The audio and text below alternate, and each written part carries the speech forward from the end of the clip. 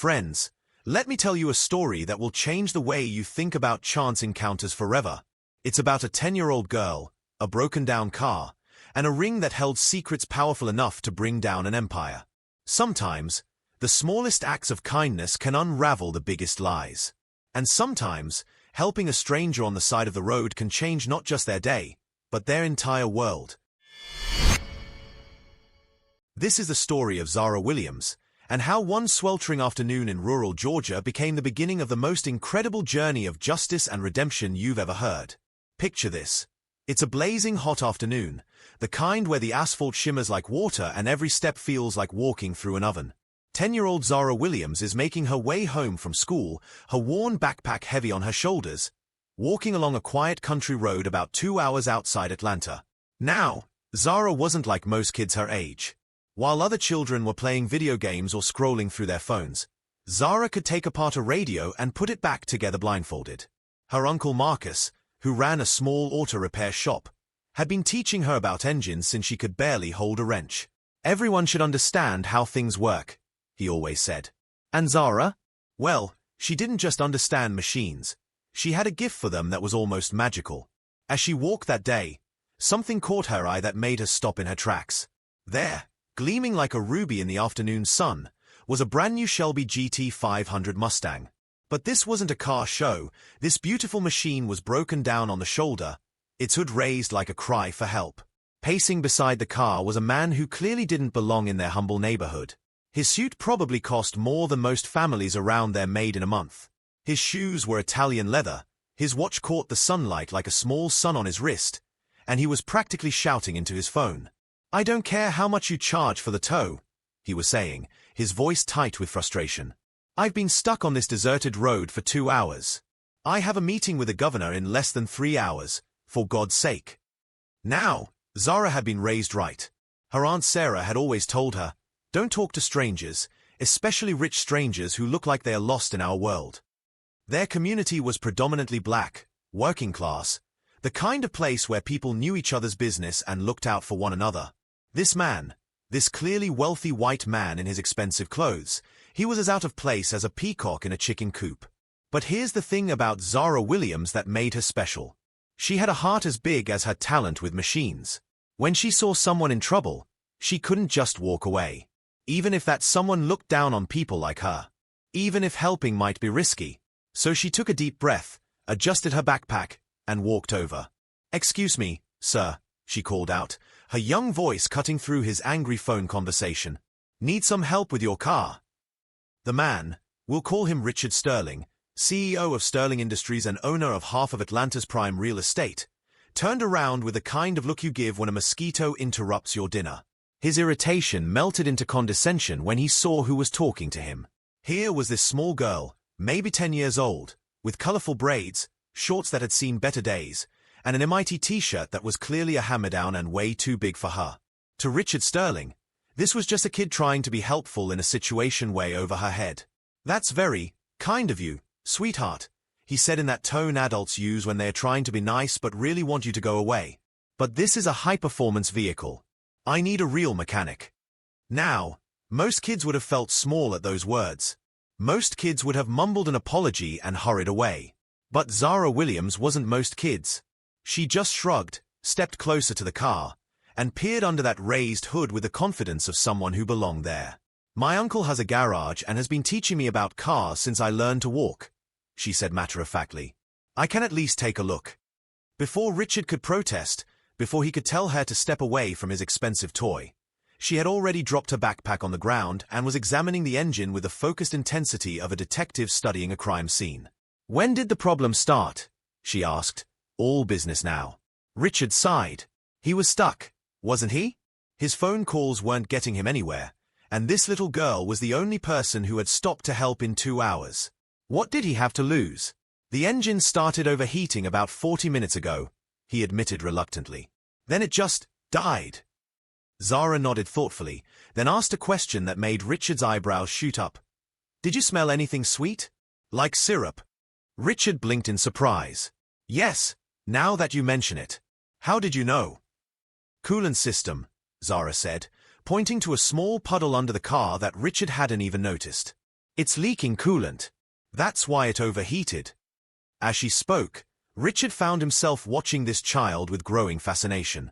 There was something about the way she worked, the way she furrowed her brow slightly when she concentrated, how her intelligent eyes moved systematically across the engine, methodically checking each component.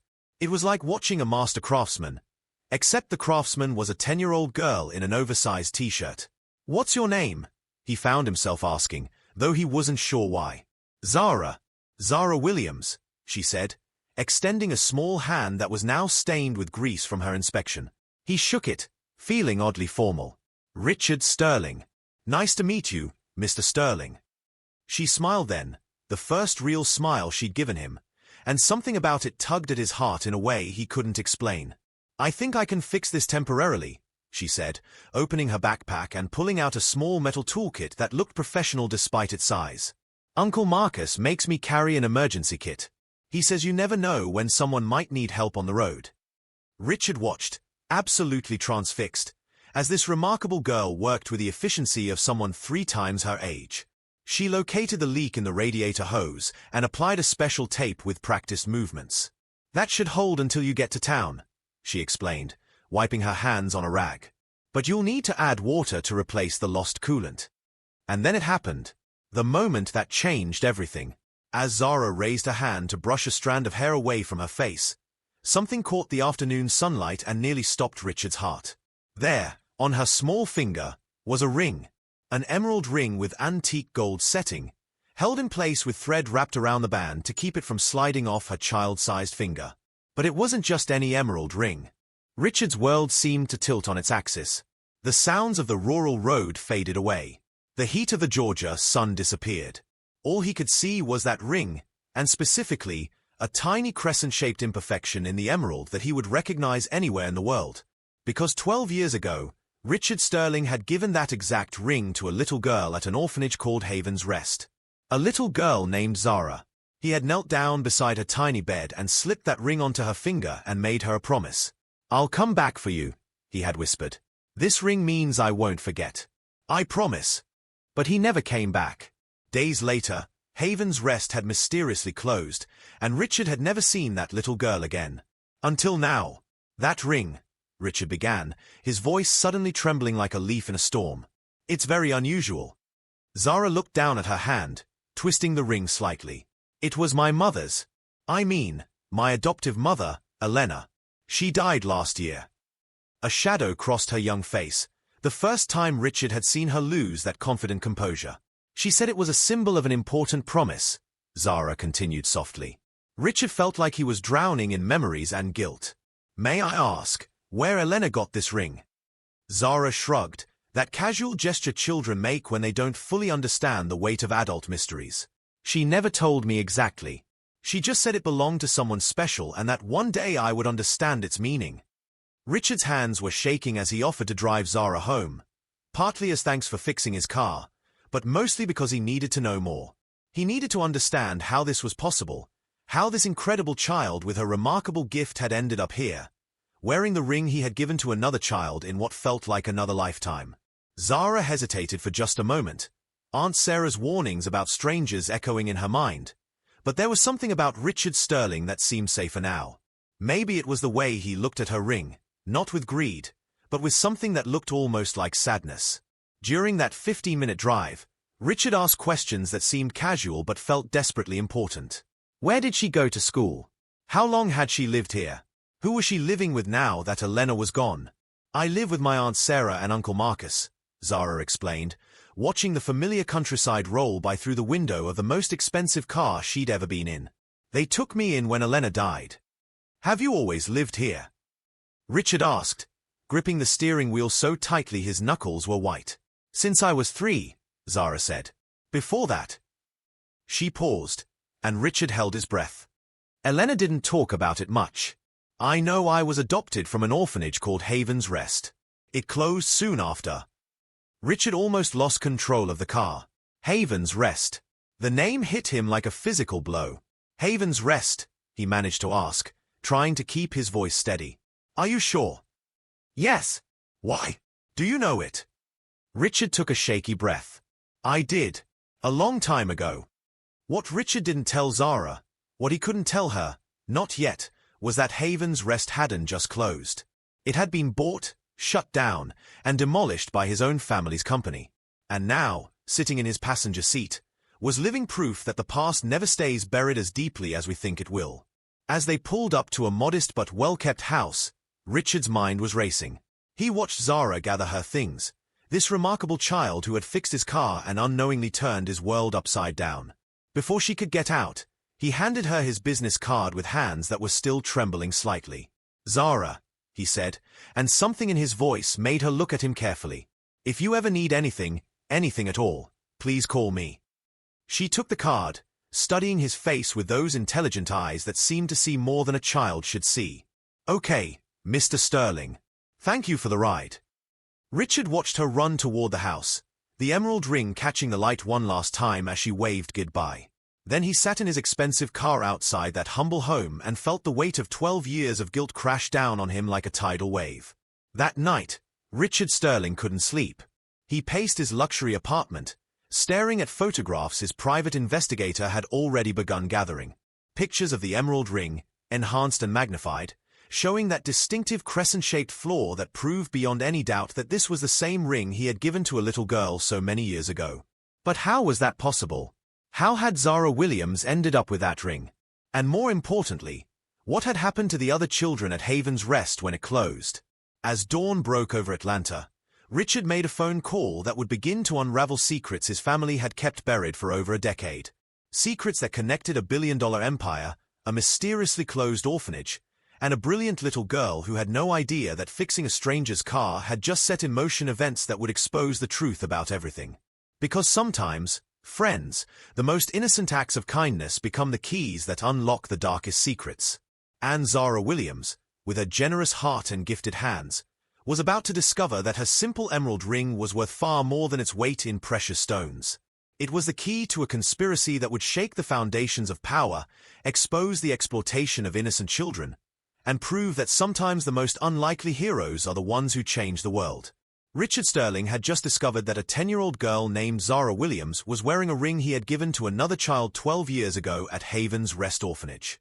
A ring that should have been impossible for her to have. A ring that was about to unlock the most shocking conspiracy you can imagine. What Richard was about to discover would shake him to his very core. Because sometimes, the people we love most are capable of the most unthinkable things. And sometimes, the only way to find redemption is to tear down everything you thought you knew about your own family.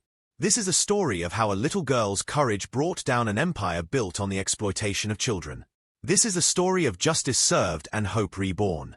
For 3 sleepless nights, Richard Sterling paced his luxury apartment like a caged animal. The photographs his private investigator had taken of Zara's ring were spread across his mahogany desk, blown up and enhanced, showing every detail of that distinctive crescent-shaped flaw in the emerald.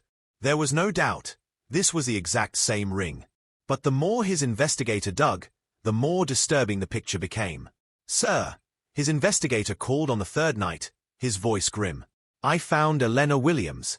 She died in a car accident last year, just like the girl said. But here's the thing, her brakes didn't fail by accident. Someone tampered with them." Richard felt his blood run cold. What about Haven's Rest? That's where it gets interesting. 12 years ago, your father's company bought the Haven's Rest property for a fraction of its value. The official reason? Financial irregularities. But I found something else, sir. A list of children who were reallocated when the orphanage closed. And Zara Williams' name is on that list, circled in red with a note that says Special Case, Contact VS. VS Vincent Sterling. Richard's father. There's more, sir. Officially, according to adoption records, Zara Williams never existed at Haven's Rest. Someone erased her from the system entirely. That's when Richard knew he was dealing with something far bigger and more sinister than a simple business acquisition. His own father had been involved in making children disappear from official records. But why? The answer came when his investigator made one more chilling discovery. "Sir, someone else has been researching Haven's Rest." An investigative journalist named David Park. He's developed some theories about why certain children at the orphanage were considered valuable. Meanwhile, 60 miles away in rural Georgia, Zara Williams was working in her Uncle Marcus's small workshop, her sanctuary filled with the familiar smell of oil and grease.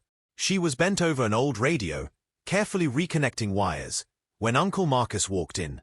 "Did you manage to fix that old thing?" he asked with a warm smile that had made Zara feel safe since Elena died.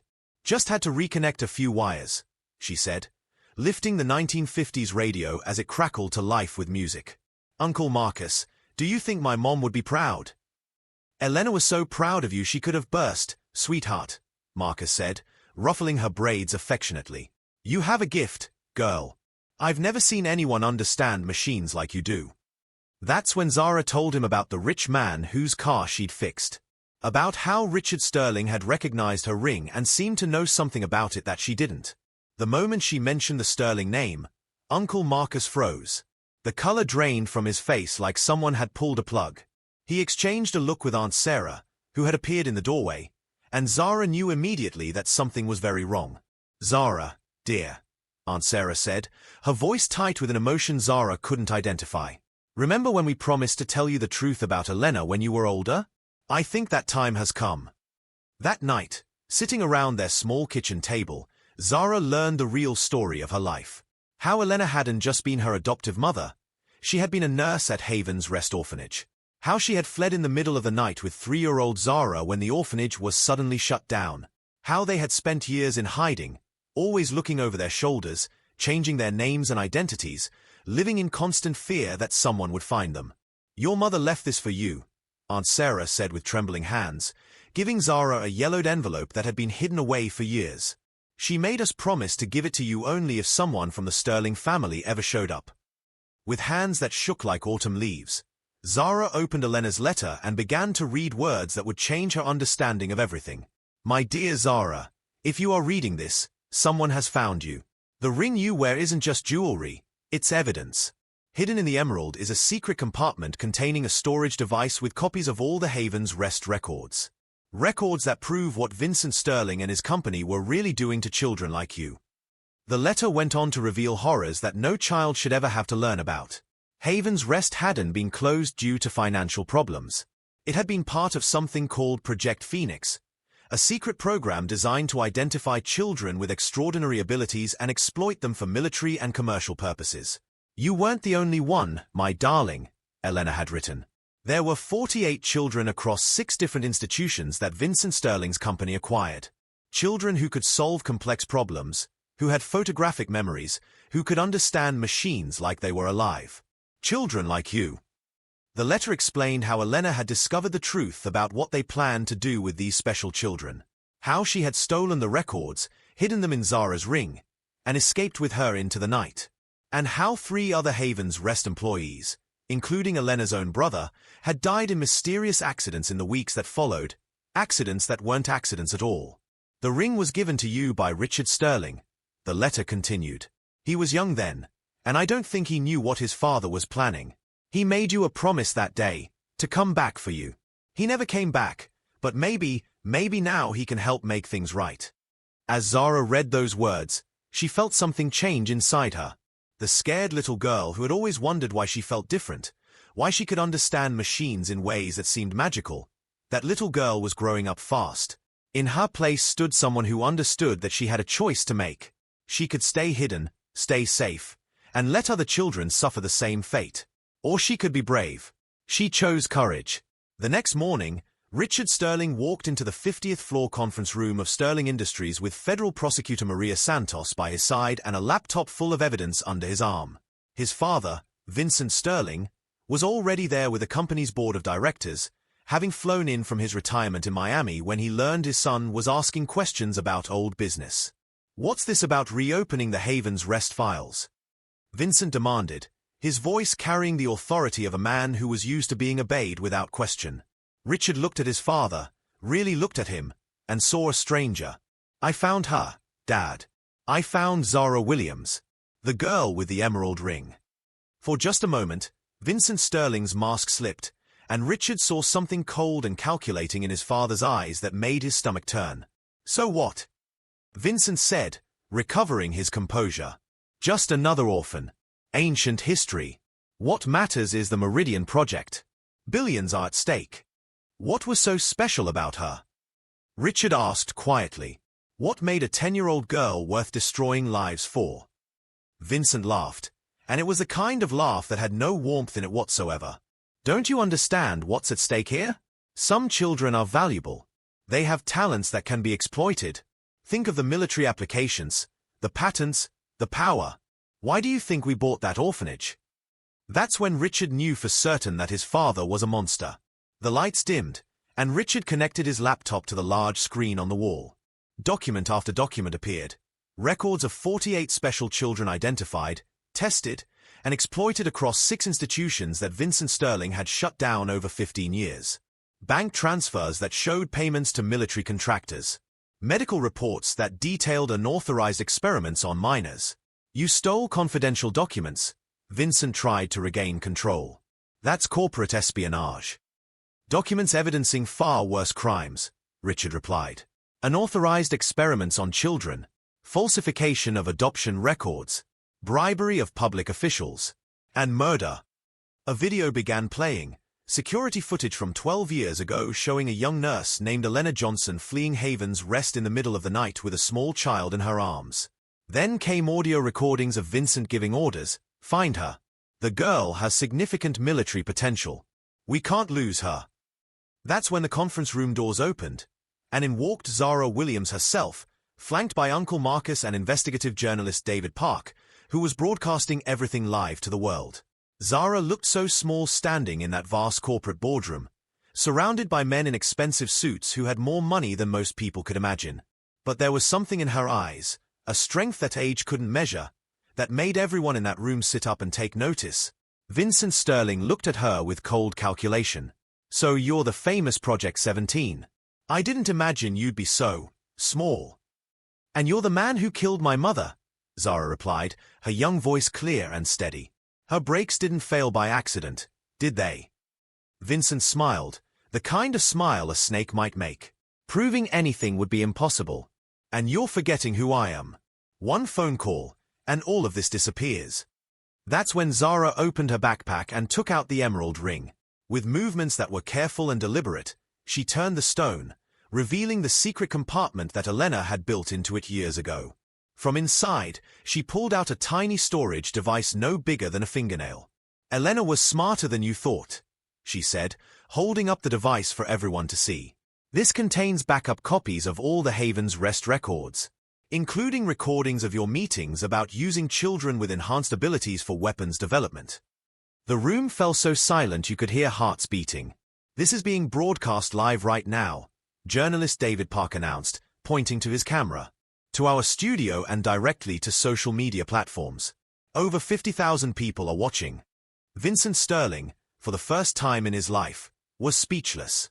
Richard walked over to his father, his voice quiet but firm. "It's over, Dad. The prosecutor has offered me immunity in exchange for full cooperation. As for you, well, we'll let a jury decide your fate." As federal agents entered the room to arrest Vincent Sterling, Zara approached the man who had built an empire on the suffering of children. "My mother taught me that broken machines can be fixed," she said with a wisdom that seemed impossible for someone so young. "But broken people have to choose to fix themselves. I hope you get that chance in prison." In the days that followed, the world watched as the Sterling empire crumbled in real time. Stock prices plummeted as investigations revealed decades of unethical practices, illegal experimentation, and systematic corruption. The company that had seemed unstoppable was brought down by the courage of a 10-year-old girl and the conscience of a son who chose to do what was right instead of what was profitable. Richard Sterling lost everything: his inheritance, his position, his family name. But as he watched his father being led away in handcuffs, he realized he had gained something far more valuable: his soul. Vincent Sterling spent his days in federal prison, abandoned by former allies and business partners who scrambled to distance themselves from the scandal. Guards reported that he still believed he would somehow find a way to rebuild his empire, still dreaming of power that would never return. The man who had once controlled billions now couldn't even control his own daily schedule. But the real story wasn't about Vincent Sterling's fall. It was about what rose from the ashes of his empire. 5 years later, on a sunny spring morning, 15-year-old Zara Williams walked through the halls of the Williams Center for Young Inventors, a sprawling complex of laboratories, workshops, and classrooms built on the exact spot where Haven's Rest Orphanage had once stood. The sensors in the East Wing are still malfunctioning, she told the group of engineers following her, her experienced eyes identifying problems in complex systems with the same intuitive understanding that had first impressed Richard Sterling on that hot Georgia afternoon so many years ago. Richard, now wearing jeans and a simple shirt instead of expensive suits, stood with a group of investors, explaining the Phoenix Initiative, no longer a program for exploitation, but for genuine opportunity. We've identified 23 children with exceptional talents just this quarter, he explained, his voice filled with pride and purpose. Each one receives a full scholarship and personalized mentoring. No contracts, no exploitation, no secrets. Just the chance to develop their gifts in an environment of support and genuine care. Uncle Marcus now ran the center's engineering program, and Zara was already being courted by Harvard, MIT, and Stanford. She held 3 patents and had been featured on the cover of Scientific American as the young inventor who changed the world. But more importantly, she had become a mentor to other children who had been identified as having special abilities. Children who might once have been exploited were now nurtured, protected, and given every opportunity to flourish on their own terms. That spring, the Williams Center held its first major graduation ceremony. 12 young people from disadvantaged communities had completed the intensive 2-year program, each one walking across the stage with job offers or college scholarships in hand.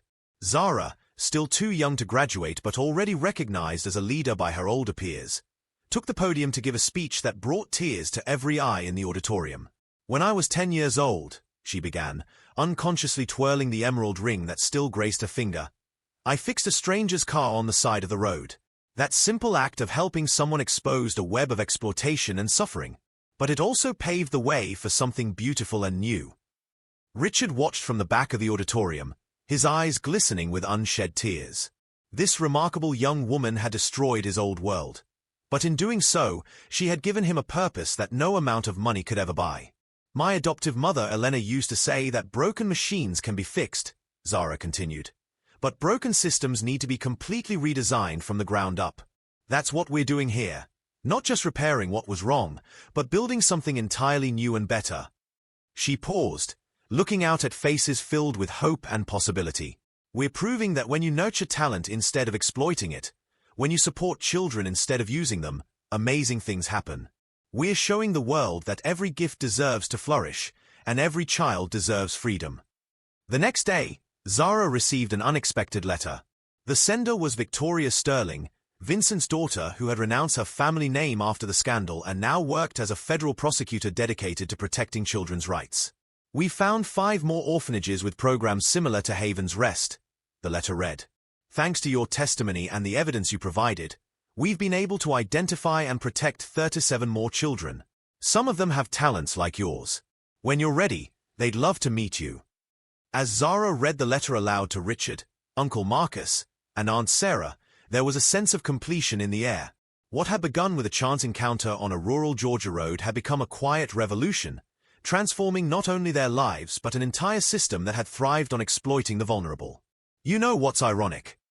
Richard said, looking out at the children playing in the center's gardens. "My father always said he was building a legacy. And he really did build one, just not the way he imagined it." Zara smiled, watching a group of young inventors working together on a solar-powered water purification system. "Real power was never in the buildings or bank accounts," she replied. "It was always in the ability to make a positive difference in other people's lives." That evening, as the sun set over the Williams Center, a new sign was unveiled at the entrance. In simple, bold letters, it read, "Every talent deserves to flourish. Every child deserves freedom." It was more than just a motto. It was a promise to the future, built on the foundation of a past they refused to let repeat itself. Richard stood beside Zara as they watched the sunset paint the sky in brilliant oranges and pinks. 12 years ago, he had made a promise to a little girl that he had failed to keep.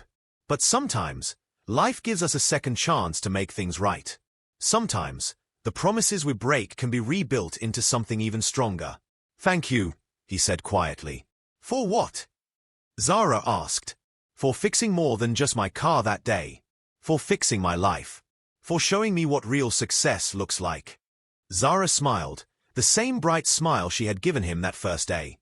Elena always said that everything happens for a reason. Maybe I was supposed to find you broken down on that road. Maybe you were supposed to give me this ring all those years ago. Maybe we were both supposed to end up here, building something better. And you know what, friends? Maybe she was right. Maybe sometimes the most unlikely encounters, the most painful revelations, and the most difficult choices are exactly what we need to become who we're meant to be. The emerald ring that had once symbolized secrets and exploitation now caught the last light of day, transformed into a symbol of hope, justice, and the power of choosing to do what's right, even when it costs us everything we thought we wanted. Because in the end, that's what real success looks like. Not in the money we accumulate or the power we wield, but in the lives we touch, the wrongs we make right, and the better world we leave behind for the children who come after us. Zara Williams proved that one person, even a 10-year-old girl, can change the world. She showed us that broken systems don't just need repair. They need to be rebuilt completely, with love and justice as their foundation. And maybe, just maybe, her story will inspire you to look for your own opportunities to help, to stand up for what's right, and to remember that the smallest acts of kindness can have the biggest impact of all. That's the real power of the emerald ring. Not the secrets it once held, but the hope it represents for all of us.